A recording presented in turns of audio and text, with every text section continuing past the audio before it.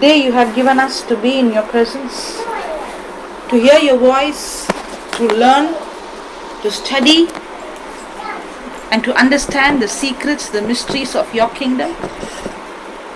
Thank you, Jesus, for taking complete control of this session. Thank you, Lord, that you speak through my mouth and think through my mind, and teach us with practical examples how we can overcome every situation, every problem that we go through. Help us, Lord. Help us, Lord, so that we discover the purpose of our life. You have created us for a purpose. We are not a mistake. Today you teach us how is that we know for what we are called for. Help us, Lord, so that we seek you with all our heart. In Jesus' name we pray. Amen. Praise the Lord. Hallelujah. Hallelujah. Thank you, Jesus. Thank you, Jesus. Praise you, Jesus. Praise you, Jesus. Is there any questions before I start? Okay. No, we can keep something in our heart what we want that to be accomplished. Are we praying this? Yeah? Yeah. Now we're going to pray. So whatever I want, you can ask in my heart. Praise the Lord. Praise the Lord. Hallelujah. Thank you, Jesus. What is the meaning? Okay, what is worship? Worship is to pray. Worship is to pray. Okay. Worship God. Pray to God. That's what I understand. Okay. Celebrate God. Yeah, what is worship? Celebrating God. Celebrating God. Okay.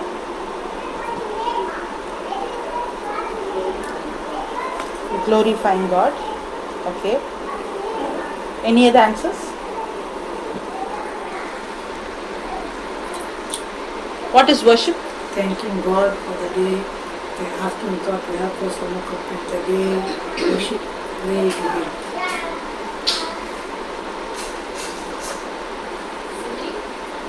Worship is singing. Singing to God.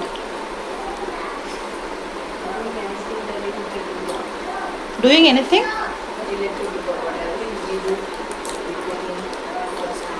Putting Him first in everything that we do is worship. Sister Pilva? Praising Praising Him. words. Praising with words. Okay, let's go to Romans chapter 12, verse 1, and let's see what is worship. Therefore, I urge you, brothers and sisters, by the mercies of God, to present your bodies, dedicating some of yourselves, some, come on, you can dedicate everything to God or some. All dedicated to God. Do we separate God and our regular life? Yeah. But what the scripture says?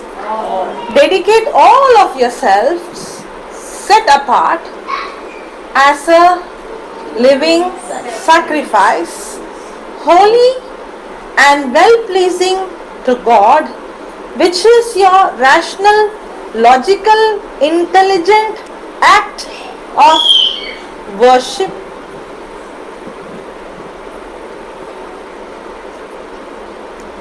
See her face. What is worship?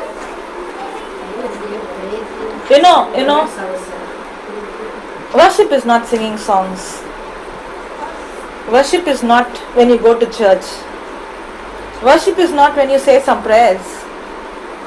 Worship is not the time you sit and you give it to the Lord. In fact, God is not looking at anything of your outside.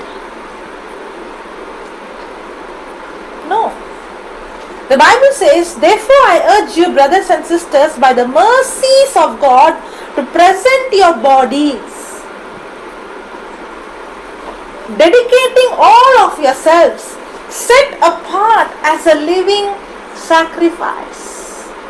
Worship is when you are dedicating everything and you're giving up everything and you're laying your life down as a sacrifice.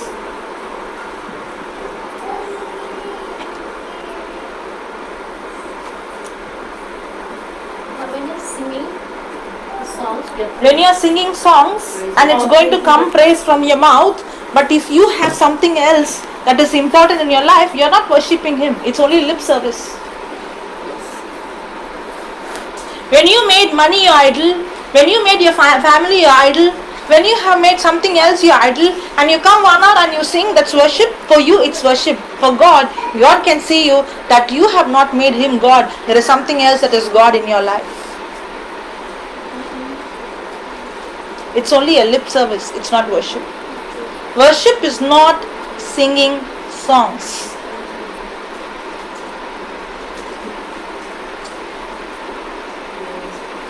Praise the Lord. What is that? You're thinking so serious. You thought worship is singing songs? No, because it came 2 hours late. I thought about that. Okay, no problem. We didn't miss anything. Yeah. We can't do it. So worship is singing songs? No. You know when your singing becomes really powerful? You know why when Paul and Silas were singing there was earthquake? Because they were not singing from here. They have given their life as a sacrifice. Now the song that comes out of your mouth is not just song. It's a song of deliverance. Now when you open your mouth and you sing, the devil is trembling. The chains are broken. The doors are open.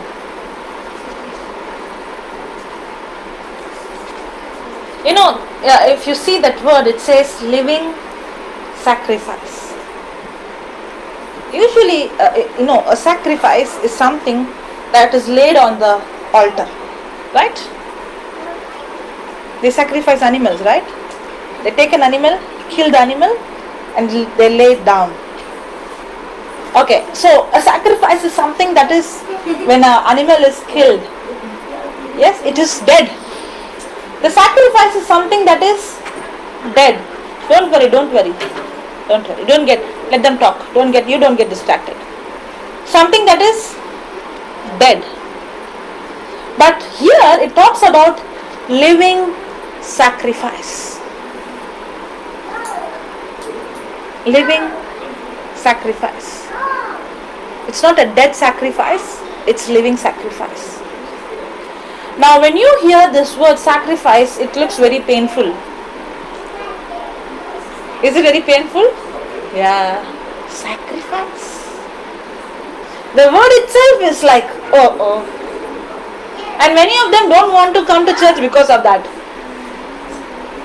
Because I have to sacrifice. Come on. Church is boring. I have to sacrifice. But actually, we have not understood the meaning of the word sacrifice. You know what is sacrifice? If you take any relationship in this world, if there is love, there should be sacrifice. If there is no sacrifice, there is no love. Now, how do I know that Jesus loves me? Because of His sacrifice. If He would have not sacrificed for me, do you think I can trust His love? No. The only way I can experience love is through sacrifice. If God would have said, if I'm telling her, I love you sister so much, but I'm not even to sacrifice 5 minutes for her, do I really love her? No.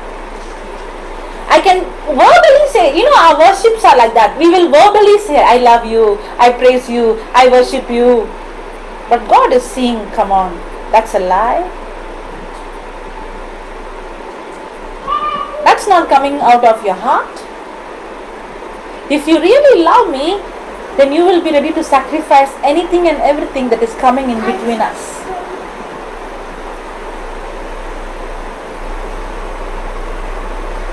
For example, a mother, the child is sick. Does the mother takes care of the child? Yes.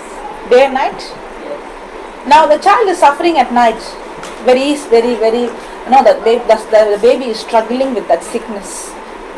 Will the mother say, from morning I'm working, I've gone to office, I've been cooking, I've been washing, I've been cleaning, and now I'm so tired, I can't take care of you anymore, I have to go and sleep. But I love you.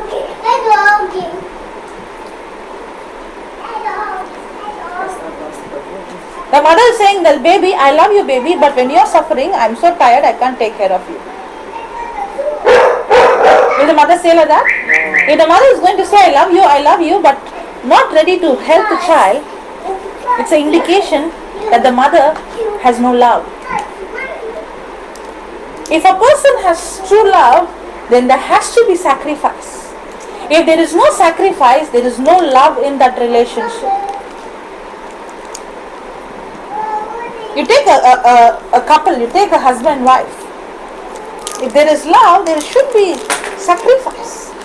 If there is no sacrifice, it's only, I'm telling only by words, I love you, I love you. I don't love.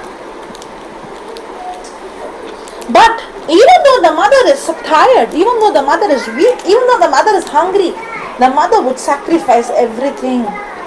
And she won't feel the pain. Even though it is paining, she won't feel. Even though she's hungry, she can't bear it. Why? Is that sacrifice that she's doing it that she doesn't want to do, or she's doing it out of love? Love. That is the sacrifice what the scripture is talking about.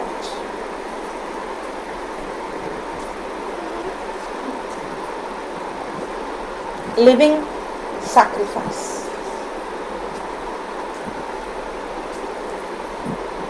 Living sacrifice is where I could put God first place in my life.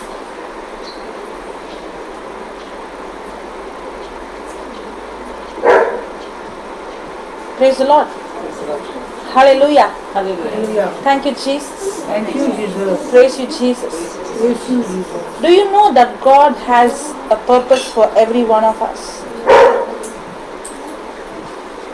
Even before you were formed in your mother's womb, God knew you. But does God's purpose always come into fulfillment in our life? Does God's plan come into fulfillment in our life? Is everything that is happening in our life according to God's purpose?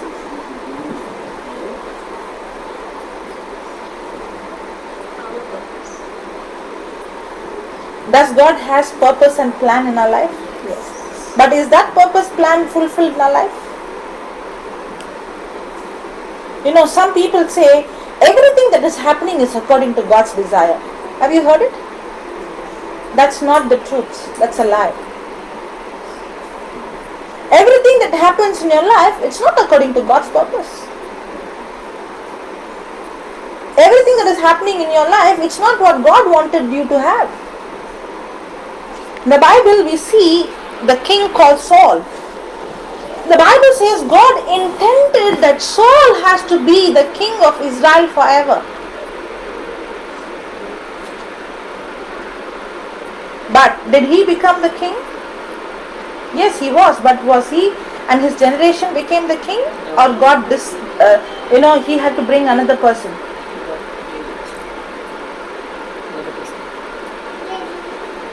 Why is that? Did God had a plan for him to be the king? Yes. But God's plan did not happen. Because God had a purpose, it doesn't mean it will happen. God wanted the Israel people to go into the promised land. Did they go? No. No. They all died in the wilderness. The next generation who never been in Egypt, They all were born and grown in the wilderness. They went into the promised land. And Joshua and Caleb, not the other people. Everybody else died there in the wilderness. Now, was it God's purpose for them to die in the wilderness, or it was God's purpose for them to go into the promised land? Not supposed to go into the promised land. But did God's purpose fulfill? No. God has a purpose in our life. God has a plan for us. But that plan, that purpose will not come into our life just like that. Put that Hebrews chapter 4 verse 2. For indeed we had the good news of salvation preached to us, just as the Israelites also, when the good news of the promised land came to them, but the message they heard did not benefit them. God had a purpose for them. God had a plan for them. But that did not profit them, because it was not united with faith in God by those who heard. God might have a plan for you. God might have a purpose for you. God might have, God has already set a promised land for you. Everything is there. But not necessary you will receive what God has for you.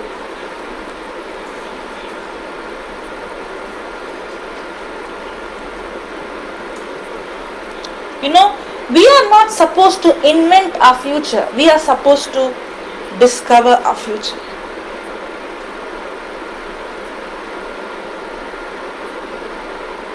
I repeat again. I am not supposed to invent my future, but I am supposed to discover my future. Are we inventing our future or discovering our future?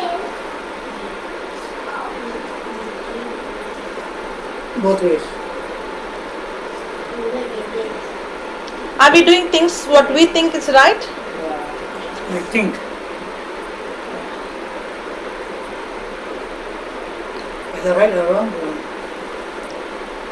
How will I know what is right? we think. How do I know whether it's God's purpose or plan? The first step is to worship God. The first step is to lay down your life. Put that again, that Romans chapter 12 verse 1. Therefore I urge you, brothers and sisters, by the mercies of God, to present your bodies, dedicating yourselves set apart as a living sacrifice, holy and well pleasing to God, which is your rational, logical, intelligent act of worship. And do not be conformed to this world any longer with its superficial values and customs, but be transformed and progressively changed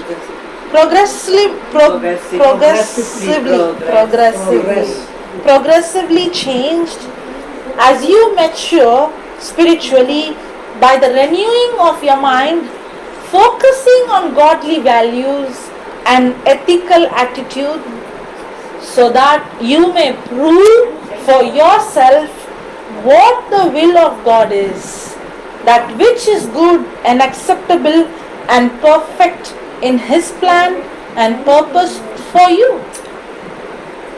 I still don't understand the word rational, logical, intelligent act of worship. How these three come in?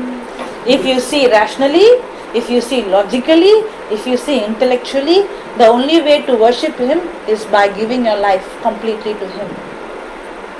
There is no other way that you can worship God. You cannot come and put garland and say, I worship you. You cannot come and put a candle and say, I worship you. You cannot just go for mass and sit and say, I worship you. You cannot sing a song and worship you. Nothing is going to please God, because God is not pleased with all those things. If you rationally think, logically think, intellectually think, the only way to worship Him is to lay your life down for Him. How to lay your life down? What do you give first preference in your life? Is there anything else that is holding you on? Okay. Now, let me see. Where do we see this word worship for the first time in the Bible? Abraham. Yeah. The book of Genesis, chapter 22, verse 21. God said, take your son, your only son of promise, whom you love, Isaac, and go to the region of Moriah and offer him there a burnt offering on one of the mountain of which I shall tell you. Now, for Abraham, was he praying and waiting for a child for a long time? Yes. Yes. Yes. And that's why he's called the father of faith. Did he believe what God has promised him? Yes. Now, at that old age, after so much of praying and believing, he had got this child.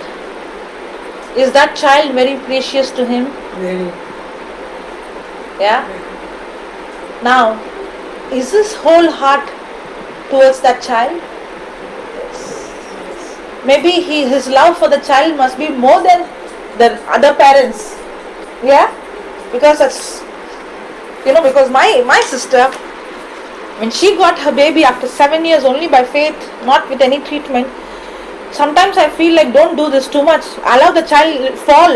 Let the baby get hit here and there so that the baby will be strong. It is like they don't want the baby to get anyway hurt. They don't want the child to fall. They don't want, they're too much attention that they think they are doing good and spoil the child. Okay. Now, in this case, what is God telling Abraham?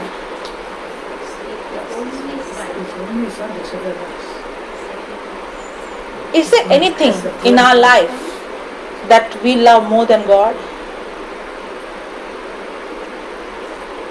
Each people have different love. Different love. That I don't know. But do we have? What I love the most is what I spend more time for. What I love the most is what I spend more money for. What I love the most is what I spend my resources for. And am I ready to lose that for Christ? If I'm ready to sacrifice that, that is worship. Because I'm saying, Jesus, you are first, not this. Don't think I'm preaching to you, I'm preaching to me as well. The Lord is teaching us, talking to us. Real worship is when I'm ready to give up anything and everything. I love God so much that even the thing that I love the most, I'm ready to sacrifice.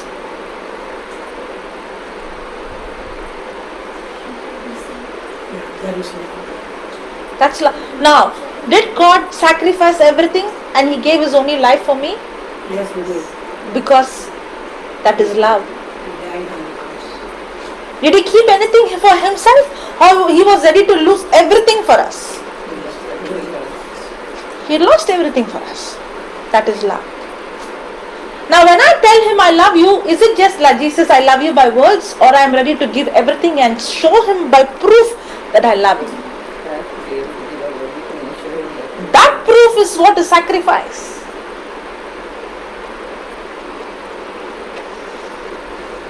And that's what is God testing Abraham.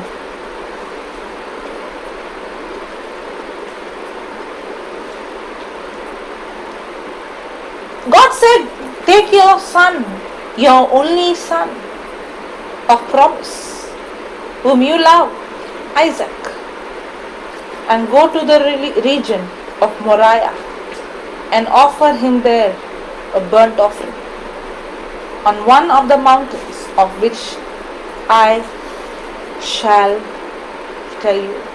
So Abraham got up very late in the morning, depressed, Early in the morning. because he was crying the whole night. Have you seen some movies, Abraham crying and murmuring? You have not seen? I have seen in some movies they show after God speak, Abraham sits and he cries and he say, "Why Lord my son?" That's not the truth. Yeah, there's some, that Abraham is arguing with God. Lord, how will I do? I can't do this. Very wrong information then. It's a very wrong information. Isn't that natural? No, Abraham was very obedient. That's why he's called father of faith, because he's showing us faith. You know what? God. Abraham had faith. You know what faith he had? Okay, I'll come to that point later. First, let me teach on this sacrifice. So Abraham got up early in the morning, saddled his donkey, and took 2 of his young men with him and his son Isaac, and he split the wood for the burnt offering. And then he got up and went to the place of which God had told him. On the 3rd day of travel, Abraham looked up and saw the place in the distance. Abraham said to his servants, "Settle down and stay here with the donkey." You know, my spiritual teacher used to explain this. I got stuck there. He used to say, if people are not ready to sacrifice their life, if they have something else between God and them, and they don't want to give God first place because they're too busy with something else, tell them, you sit with your donkey. Let me go and worship you. Because they are sitting with the donkey, that doesn't mean that you have to sit with the donkey.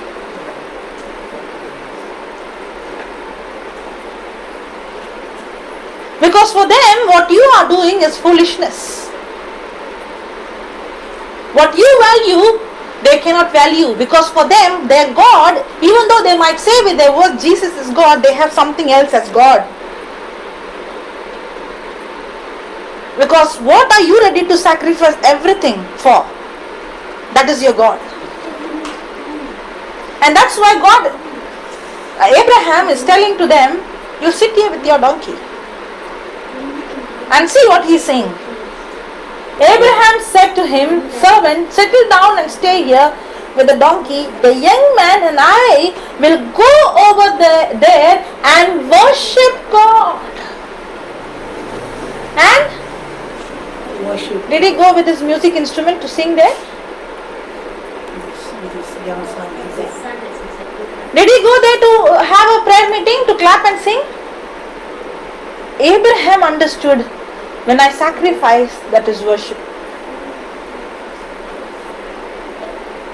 That means he is going to tell God, God, this son whom I love the most, I am ready to lay him down. And this laying down is not just the act of laying down, it's my worship. That I am worshipping you and telling you, nothing in this world can separate you from me, nor even this son. If there is going to come a time that I have to sacrifice my son, yes, I will sacrifice, but not you. I'll obey your word.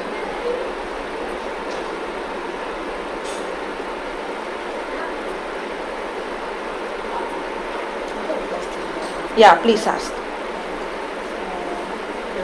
Hello. Faith of the mustard seed, sufficient to have a seed, mustard seed, faith in comparison to See, whole. faith is not a problem. The Bible says God has given us the same measure of faith. Now, look at that Romans chapter 12. Now see this. We saw the second verse, right? Let us see the third verse. Okay, I'll read from the second verse. And be not conformed to this world, but you be transformed by the renewing of your mind, that you may prove what is that good and acceptable and perfect will of God. For I say, that means the continuation of it, For I say, through the grace given unto me, to every man that is among you, not to think of himself more highly than he ought to think, but to think soberly according as God has dealt with every man the measure of faith. Means God has given everyone the measure, the same measure of faith. God has given everyone the same measure of faith. Faith is not the problem. The problem is unbelief. So mustard seed is mountain, how is that? The faith that you have, that is given, in that faith, even a mustard seed of faith manifesting can bring the job. But what is stopping is your unbelief. There is two meanings for that. One is the size of the mustard seed. The second one is the function of a mustard seed. Now, how does a mustard seed work? The mustard seed has to be planted and it has to remain in the soil. Correct? Suppose you plant the seed in the soil and every 10 minutes you are going to dig and take the seed out and keep it in and take out and keep it in and take out and keep it in. Will it come? No. But the seed has to remain inside. The problem is when the seed remains inside, I cannot see what is happening. Can I? No. In the same way, the word of God is the seed that has to be planted in my heart so that faith can be manifested. But every time I speak the word of God is in my heart, how many times I take it out? Means how many times I speak my unbelief? How many times do I talk my doubt? How many times I talk my fear? Every time I'm speaking something contradicting to the promise of God, then I'm not allowing the mustard seed to grow. Are you understanding? So the mustard seed, the size, and the mustard seed, the process. That's how faith works. Actually, faith is not a problem. Faith is given to us. But we have to cultivate it. We have to grow it. We have to manifest it. How? By renewing our mind. And that's what the previous verse is saying. And be not conformed to this world, but you be transformed. How? By the renewing of your mind. If you see, everything is connected. Worship, renewing your mind, knowing God's purpose, and knowing that this faith is given in us. Everything is done. The word of God is so beautiful. Amen. Praise the Lord. Thank you, Jesus. Praise you, Jesus. Abraham said to the servant, settle down and stay here with the donkey. 5th verse. The young man, and I will go over there and worship God, and I will come back to you. I made a big mistake and nobody found it.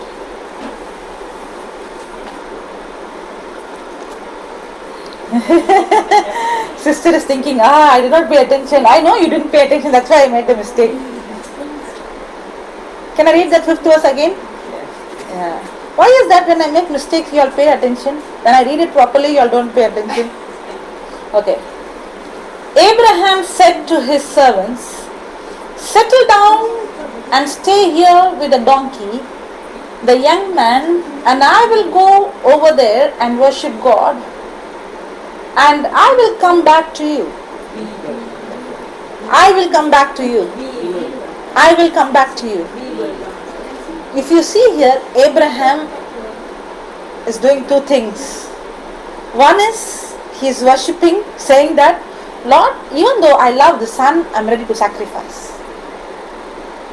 That means, wait.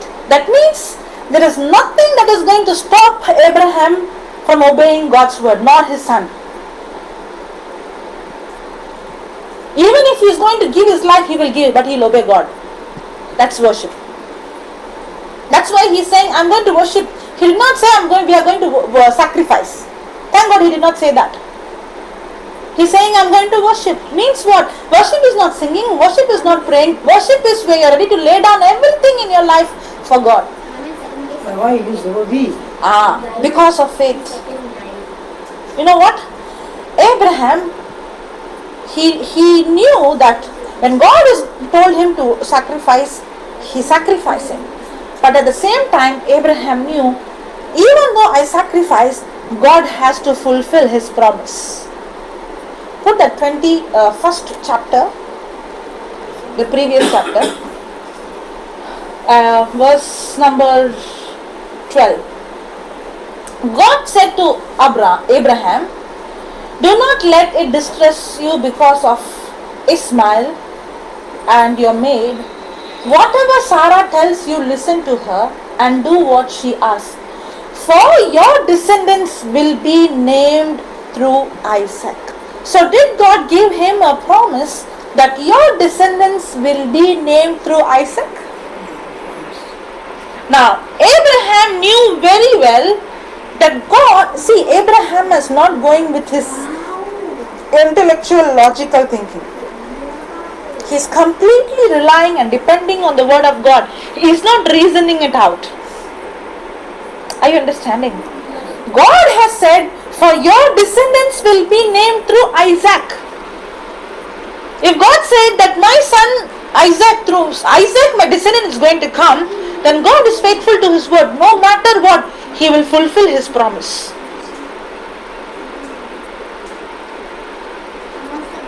You know why? The answer is in Hebrews chapter 11, verse 19. Can you put that? For he considered it reasonable to believe that God was able to raise Isaac even from among the dead. So Isaac was ready to kill his son, but he believed that God will raise him again.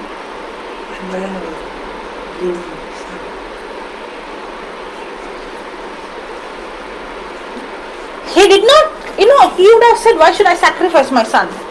Or he did not ask God, why are you asking him to sacrifice my son? No, Lord, if you want me to sacrifice, I will surely sacrifice.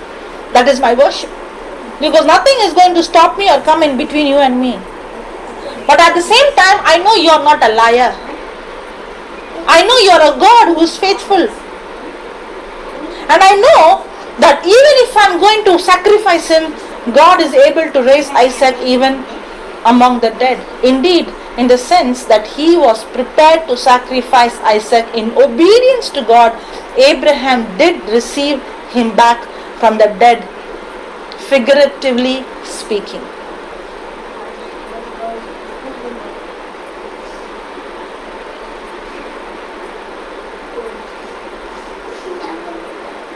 Praise the Lord. Hallelujah. Thank you, Jesus. Praise you, Jesus. Do we have these two qualities? I'm ready to lose everything. At the same time, I know God's word. He is faithful. He will never lie. If we would have been in Abraham's place, is God a liar? Didn't he tell through Isaac is my age, and he's telling now to sacrifice him? No. He said, no matter Lord what, I will worship the Lord. At the same time, no matter what, I believe his word. He was never into I. Believe. No. He never went into I.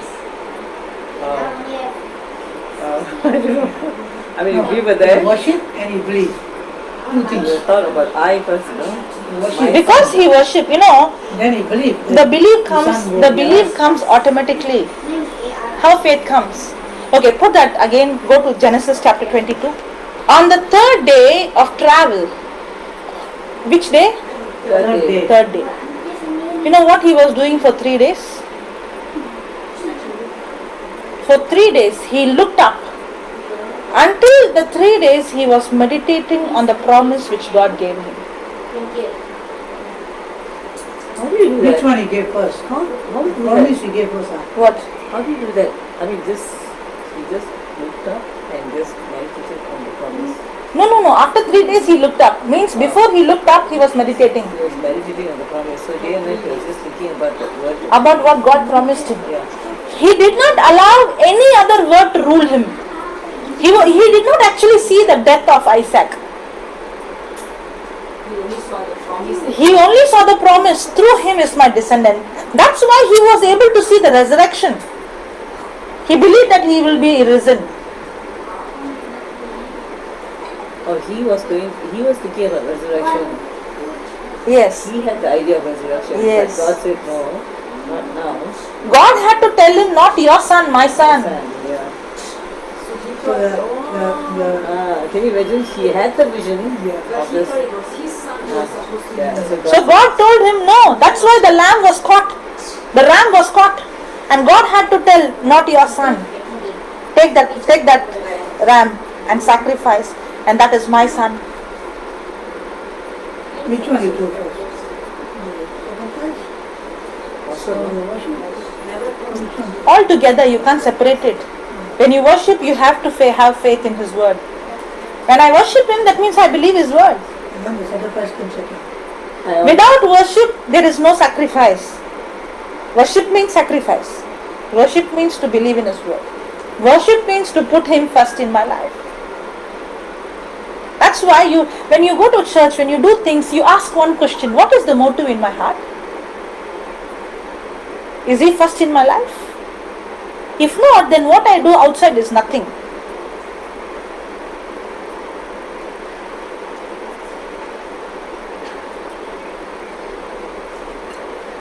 Actually, God doesn't want anything from us. Do you know that? In fact, he doesn't want me to come and preach.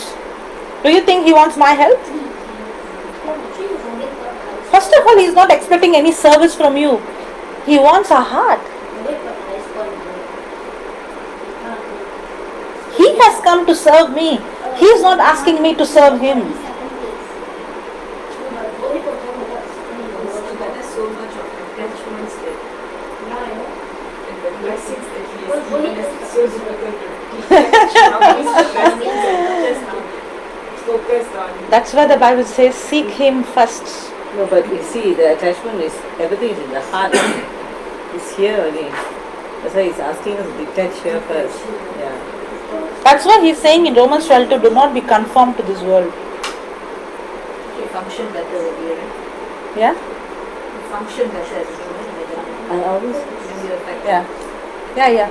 no, I always was given a special that Abraham, where he laid the table to sacrifice, and when he looked up across was the Golgotha.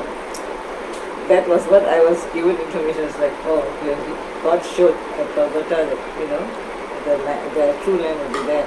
I never knew that was his vision, but he is already foreseen that his son is going to be resurrected. That's what we saw in the 19th verse. Put that 11:19 again. For he considered it reasonable to believe that God was able to raise Isaac from among the dead, even from among the dead. Indeed, in the sense that he was prepared to sacrifice. He prepared. He was meditating. He was preparing his mind. Because God told him ready. Yeah, if we get that kind of message, take your only child and go up to the mountain and kill. It's like, one, God said it, but here, He did not have that pain, or he did not have that fear, or he did not have the worry because of the love. And his mind was completely on the promise of God. Descendants.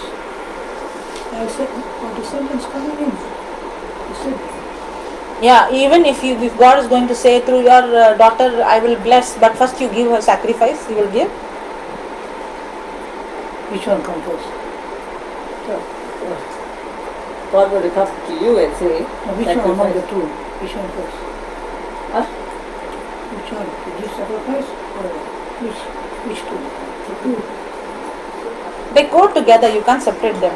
They go together. So God is testing on Abraham now. The test is not only The test is not to put him down. The test is to mold him. The test is for him to know where he is. The trial is where the word of God changes my heart. The test, you know what happened in this test? In the test, Abraham prepared his heart. Heart His prepared, relationship went deeper. Heart prepared, mental state. Yeah, because he heard the message. He knows the message is true. But he had to allow himself The word the word to prune him. Yeah, to prune him to be deep rooted and allow it to happen. You so do, I so do, I so do. Because God said, sacrifice, but God will save. Sacrifice, God will save. Really? I don't know. I know. God has been speaking to me, saying all these things. It's come? Oh wow. Who is that? The AC. Nikon. I was so happy now I found.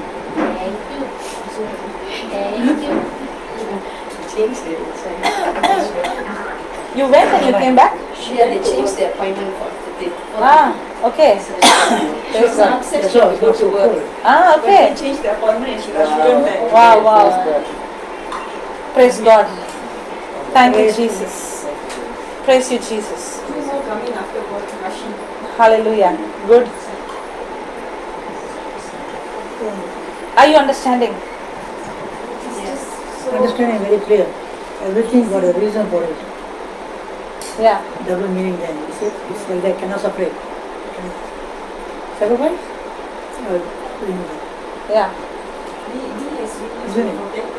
First God gives something new, always the one reason. So promises like Abraham. always take it for a big reason. Like the stars, Abraham was so focused on the promise that when God tells him to do this, he says, cannot be, but God will not go back on his word. Word. Our God is a Okay, put that Romans chapter 4. As it is written, I have made you the father of many nations. Now what did God say? I will make you the father of? I have made you. Okay. Now when did he say that? When did he say that? No, in the beginning. See the 19th verse. Come down. He did not weaken in faith when he considered his own body, which was already as good as dead, for he was about 100 years old. Or when he considered the barrenness of Sarah's womb. If you see, his wife's womb is dead. He is almost 100. His body is as good as dead. That time God is telling what? I have made you the father of many nations. And the Bible says, see, is it possible for somebody at the age of 100 to become the father of many nations? Father of few children, okay. Father of many nations? Is it logically right? Is it possible? Not at all. Now, did Abraham believe that? Yes. Was there any evidence? Was there any possibility? No. How did he believe it? Because God said it. You know how he believed it? It's there in the 17th verse. As it is written, I have made you the father of many nations in the presence of the God in whom he believed.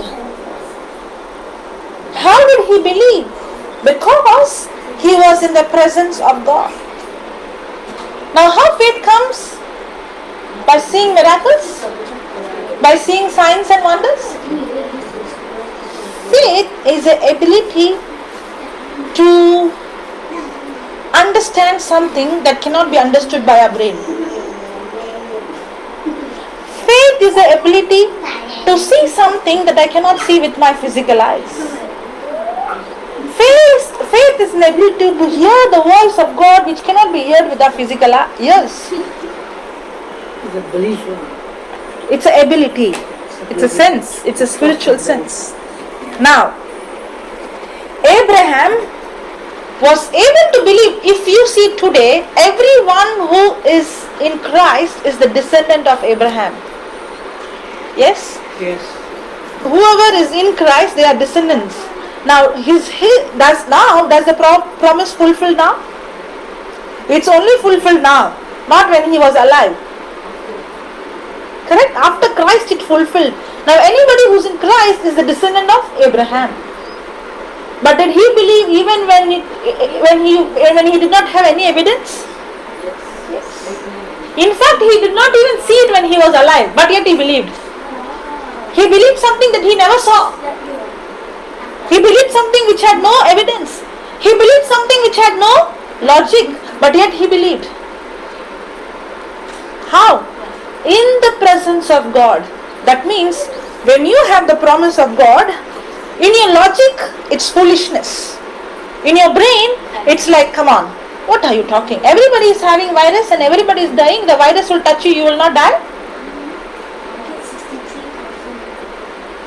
Yes or no? Now, when you see in your logic, the word of God looks like it's foolishness. When I'm so sick, I'm dead, I'm on the bed, I couldn't even walk, you're saying by his stripes I'm healed? There is no logic. But a person who sits in the presence of God, what did Abraham do for 3 days? He was meditating on the promise. He was in the presence of God. How can I be in the presence of God? When I take the word and ponder on it, meditate on it, think about it, speak it, I am in the presence of God.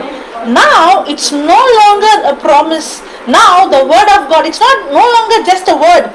Now the word speaks back to you. Now you get revelation. You know what is revelation? Revelation is a knowledge that is put in you supernaturally. It did not come by learning. It is a knowledge that you received supernaturally. The knowledge in this world, it comes by learning, studying. But revelation is given to you by God. And when does the person receive revelation? When a person is in the presence of God, he receives revelation. That's why even though Abraham was dead, his body was as good as dead, his wife's womb was as good as dead, he was 100 years old. Logically, there is no chance that he can become the father of many nations. But yet he believed that God has made him the father of many nations. How? In the presence of God in whom he believed. Because he was in the presence of God, the presence of God gave him the revelation. Sorry. You did not understand the whole thing what I spoke. God came and spoke to him. No, there was a point when God actually came. He had interaction with God. God can speak to him. The word of God came unto Abraham through a vision.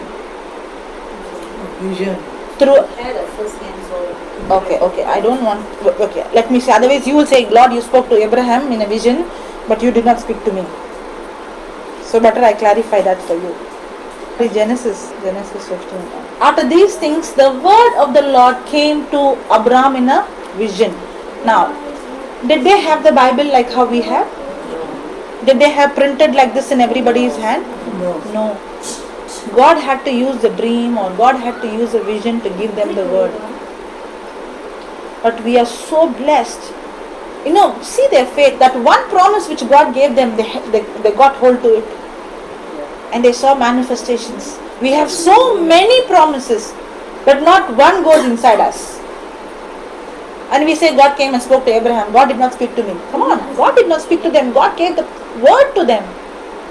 It's not the vision, it's the word. And these things, the word of the Lord came to Abraham.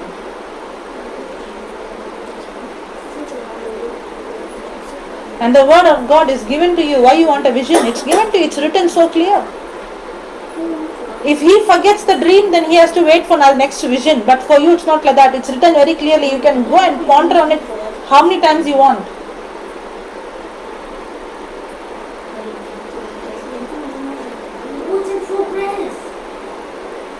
And when he was, you know how he was in the presence of God?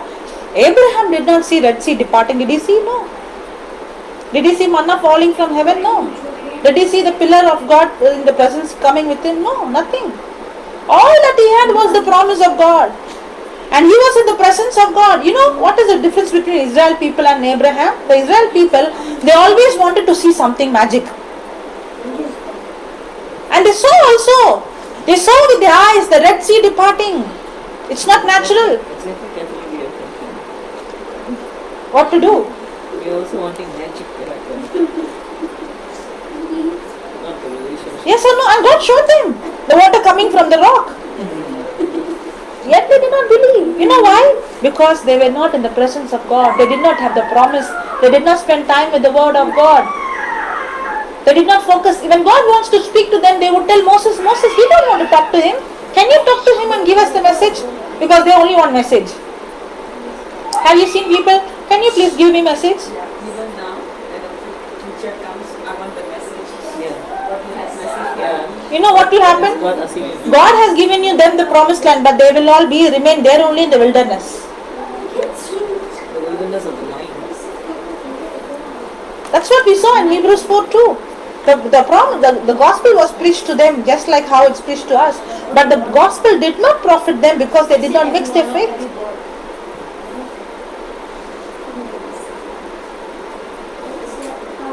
So clear. Praise God. You have anything like Clorox dispo there?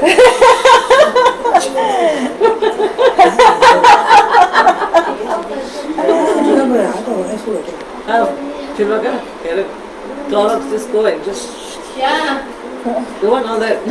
Don't want, just go on this.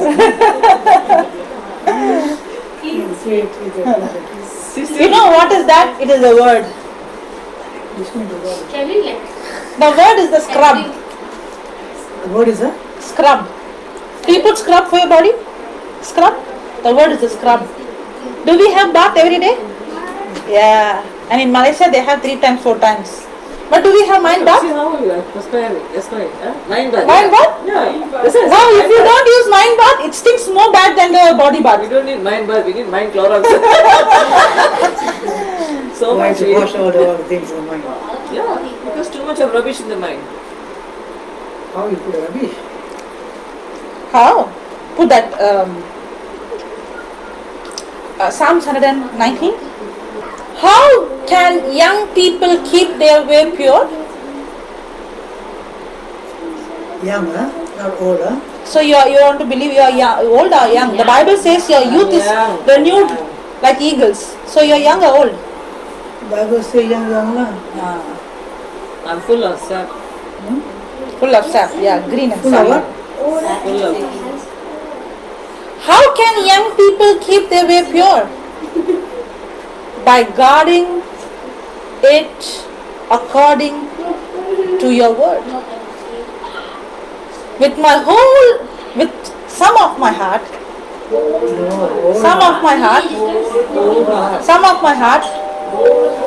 whole heart, I seek you.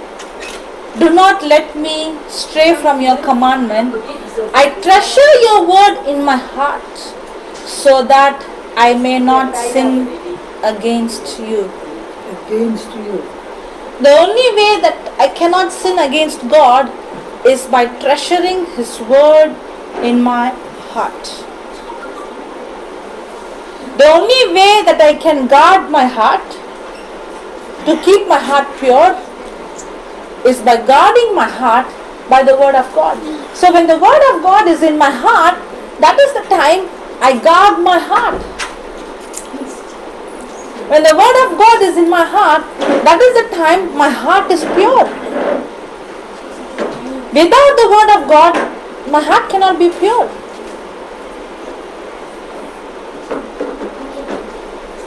Is it very clear? How can young people keep their way pure? There is no other way. You want your children's life to change? Yes. The only way is you have to plant seeds in their heart. And that seed called the word of God is what is going to guard their heart.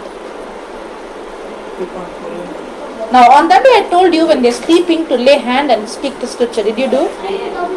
Okay. Okay, so what are you confessing? Can you say what is that?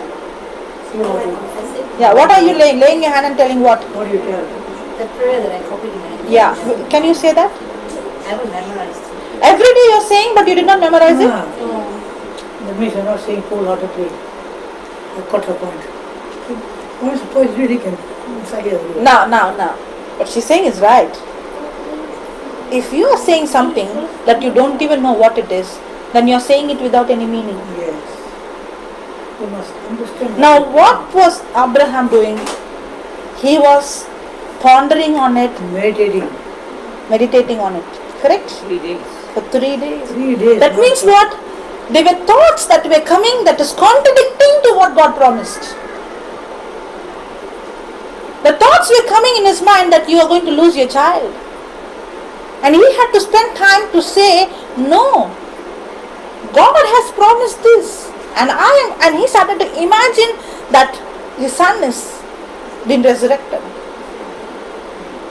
Because through Abraham is what? He already started to see the descendant coming through Isaac. He already saw himself as a grandfather. It's not just when you're saying the Spirit of the Lord is upon me, it's not just words.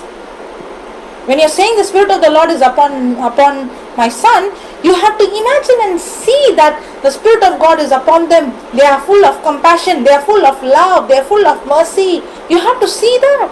And then say, if you're only going to say like a parrot, there is no power in that.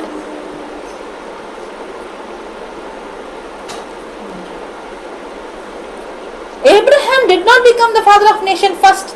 First he imagined it, he saw it, he meditated it, he pondered it, he spoke it. And then he saw it happening. In the presence of God he believed. And how will you be in the presence of God? You are in the presence of God when you are meditating on it, when you are speaking it, when you are confessing it, when you are imagining it. That is the time you are in the presence of God. The only way you get connected to God is through the Word, because the Bible says very clearly in John chapter 1 verse 1 that in the beginning was the Word was with God, and that Word is God. And the 14th verse says that Word became flesh and dwelt among us. You cannot get connected to God in any other way. Yeah.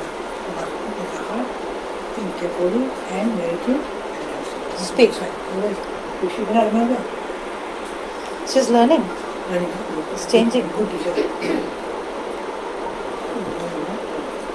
Okay, when I read 3-4 times, I cannot forget. Praise the Lord. Now, it's a challenge for you. It's a challenge for Abraham. Is he going to see his son dead? Or is he going to see his son Raise up. not only raise up, he is going to be the father of the descendants, that through him is the descendant going to come. It's a challenge for you. Are you going to see your son, your children, what you see? Or are you going to see your children the way the promises? The promises. Now when you're confessing every day at night, when you're keeping your hand and confessing, are you going to confess it just and see the negative things, or you're going to see them as you confess? Give that white book. Now, I'll give you one more homework, okay? For every parent who are here, who have children. Page number 88 in the white book. Yeah.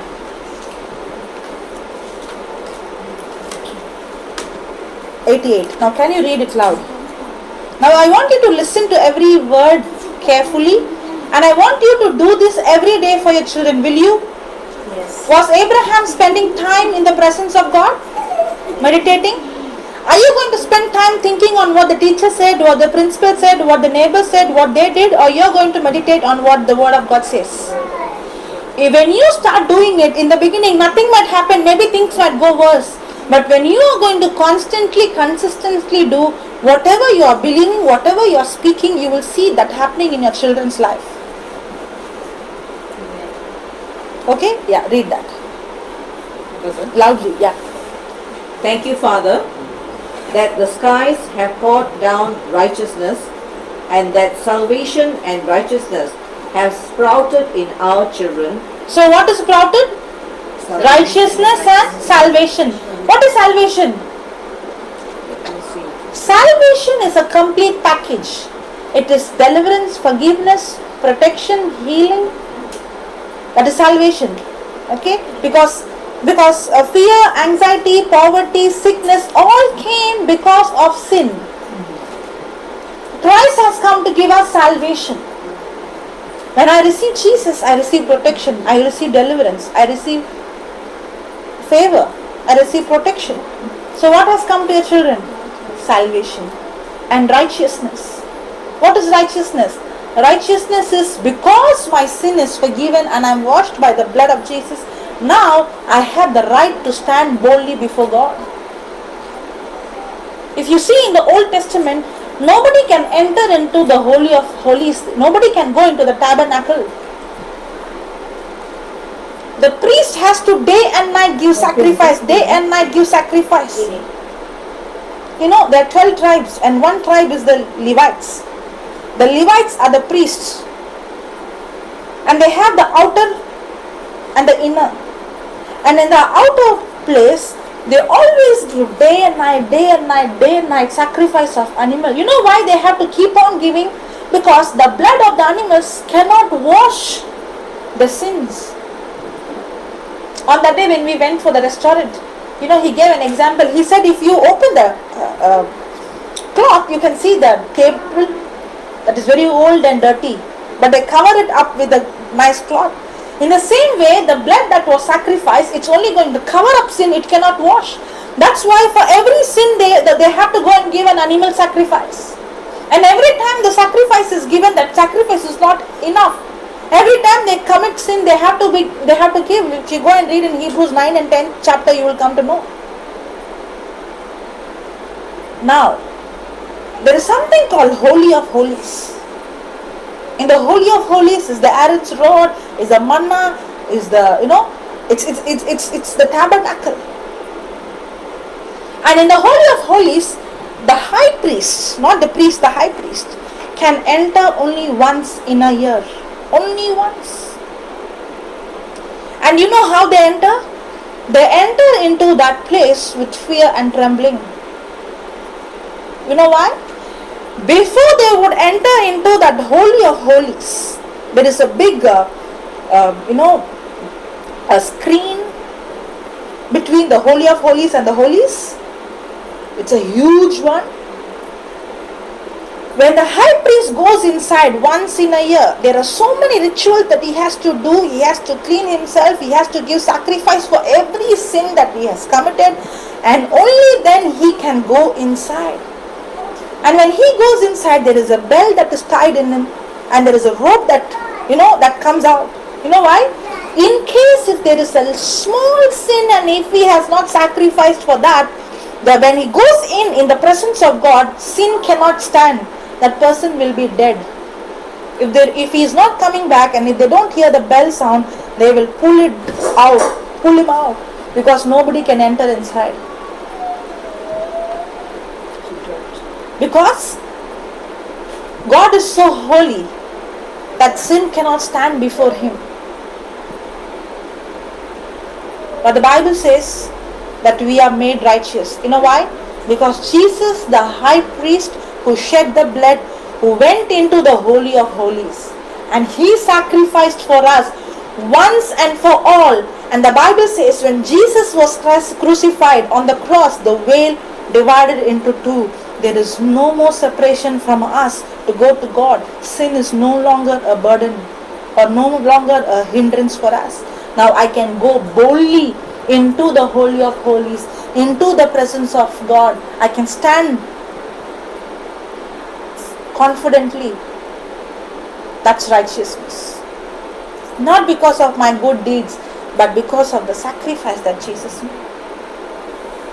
When you confess these scriptures, when you really sit and meditate on it, then the scripture becomes live. But if you're going to say like a parrot, you're only saying but nothing is going to happen. When you're confessing my child is righteous, that means you're saying his blood, by the blood of Jesus he is washed. Praise the Lord. Praise the Lord. Yeah. Read again. Thank you, Father, that the skies have poured down righteousness, and that salvation and righteousness have sprouted in our children, and that they have obtained the salvation that is in Christ Jesus with eternal glory. Then, yeah. I saw. Thank you, Father, for we believe that our children are growing in grace. When it's coming, put your children's name. Okay?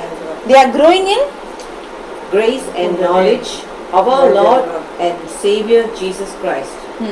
And that our children are learning to live a life of love through the Spirit who dwells in them.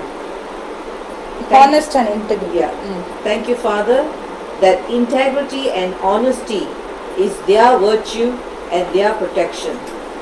Thank you, Father, for our children are not like many others around them, but are alert and self-controlled in all they do. Thank you, Father, that our children are growing to find your word more precious than much pure gold and sweeter than honey from the comb. Thank you, Father, that our children love justice as you do and act justly in all they do. Thank you, Father, that our children are always merciful, just as you, our Father, is merciful. Thank you, Father, that our children are respectful. Now, for example, you read it the whole thing, but take something that is very relevant for them. For example, my children are very respectful. For example, if your son name is Daniel, my son Daniel is, thank you, Father, that my son Daniel is respectful to everyone as your word commands. Keep saying that. Take which is very relevant for them, which you want in them. Take that part and keep on speaking it. Now, why are you speaking it? To change your thinking, to change your imagination. That's what I used to do. There is something called biblical virtues in this book, okay? In that, I used to read that. And for me, I had fear to go to college, because I can't read and write like other children. It's very challenging me for me to do a degree when I can't read and write, and I have to go and do something that is beyond my capacity. I do not have the guts to face. And every day morning, before I would confess many scripture. But when I'm leaving the house, that fear would come in. And when that fear comes in, I open my mouth and say, thank you, Jesus, that today you have given me favor with you, with my teachers, and with all those who authority over me. Thank you, Jesus, that today you have given me favor with you, with my teachers, and with all those who authority over me. And I keep on saying, as I keep on saying, I could see that, I could know that faith coming in, God's favor. When I go to college, you will find difficult to believe when the teacher would ask me any question, even if I don't know the answer, when I open my mouth and say something, that would be the right answer. I saw supernatural favor on me. Even when it's not because I'm intelligent. I saw God's favor. What is favor? You know what is favor? What a man cannot achieve in his lifetime, God's favor will achieve in a day. So just like what you say, I also keep on saying I want to do my PhD. So I also want to say Praise God. Are you understanding? I understand this. That's why we are given this. This is not a prayer book. This is a book where we have taken the scriptures and given to you in an easy way. That you don't need to go and search in the Bible. You may not know which to take and which not to take. Yeah. And if you see in that, the verse number also is given from which chapter, from which verse it's taken. Yeah, read. This one also I can understand. Yeah. Thank you, Father, that our children are respectful to everyone as your word commands. Thank you, Father, that our children have developed a strong self-esteem that is rooted in realization that they are your workmanship created in Christ Jesus. Thank you, Father, that your love and faithfulness never leave our children, and they bind these twin virtues around their necks and write them on the tablets of their hearts. Thank you, Father, that our children are always strong and courageous in their character and in their actions. Thank you, Father, for creating in them a new heart, and that purity of heart is shown in their actions. Thank you, Father, that our children are always kind to each other and to everyone else.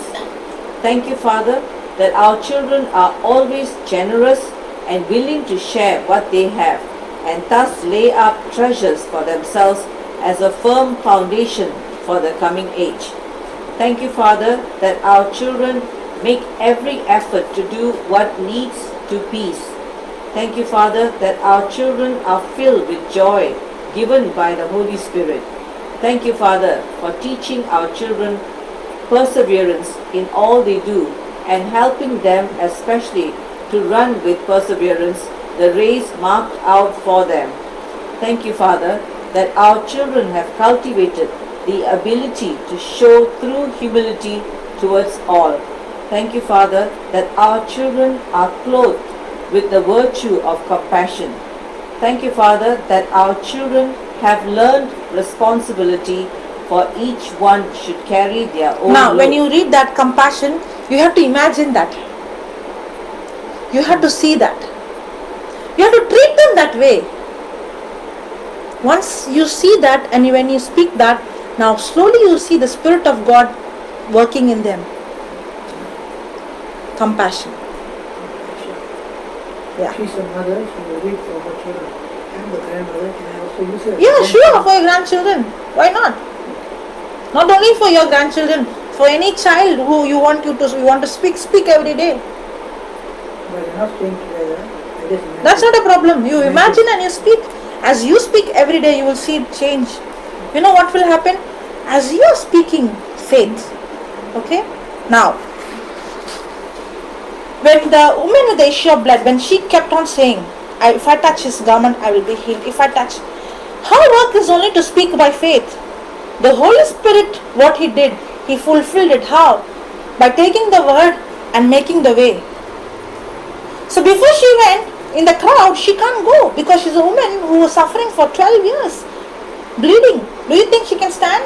Do you think she can go into the crowd? No. But the words that she spoke, the Holy Spirit took it and he went before her to fulfill what she spoke by faith. When God said, let there be light, what did the Holy Spirit do? The Holy Spirit was moving on the face of the water, but he was not acting. What he did, he took the word of God and he brought the light in.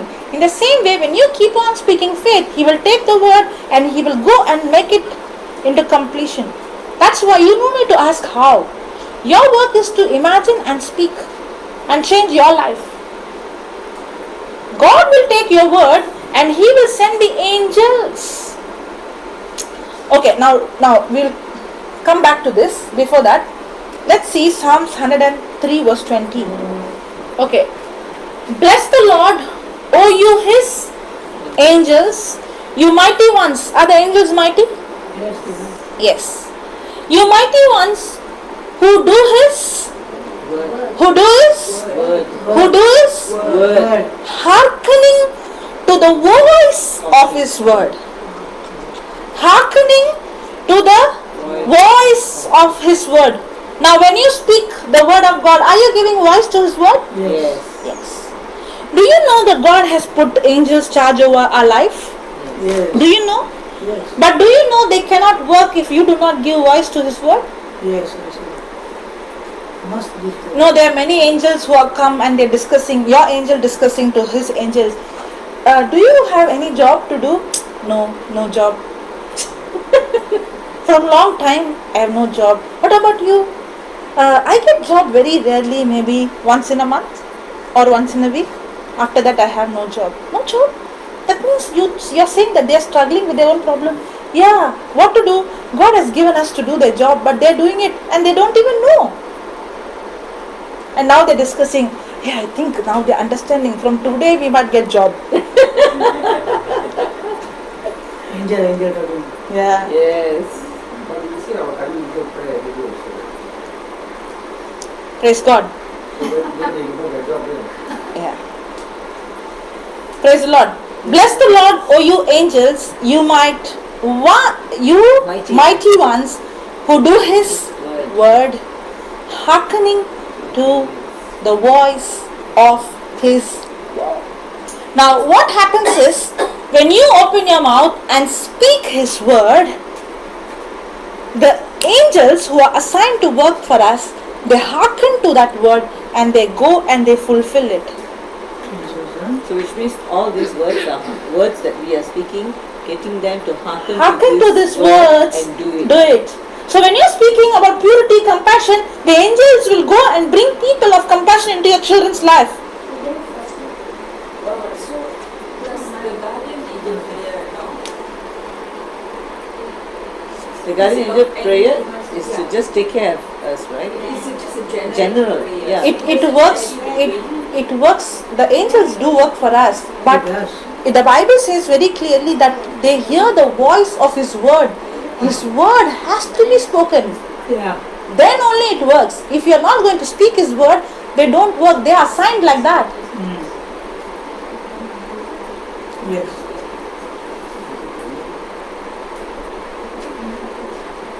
Praise the Lord. Praise the Lord. Praise the Lord. Hallelujah. Okay, now read. Continue.